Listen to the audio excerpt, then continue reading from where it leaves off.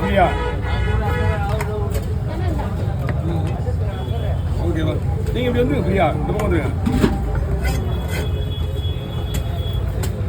Okay வா piece மட்டும் நீங்கள் பக்காவாக சொல்லுங்கள், பக்காவாக பண்ணிவிடுவோம். கொஞ்சம் கனமாகவே போடுங்க. இன்னும் கொஞ்சம் கனமா. இது பாருங்க, இன்னும் கொஞ்சம் கனமாக போட்டுங்க. இது பாருங்க. Okay okay done.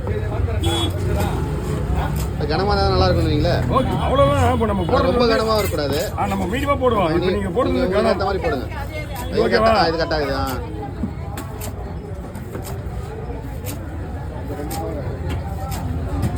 மீடியமாக போடணும், நானே போட்டுருவேன்.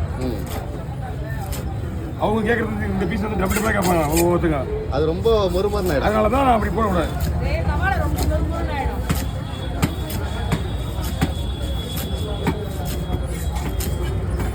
மறுபடிங்க நீங்களே எப்படிங்க ஃபுல்லாக போடலாம்.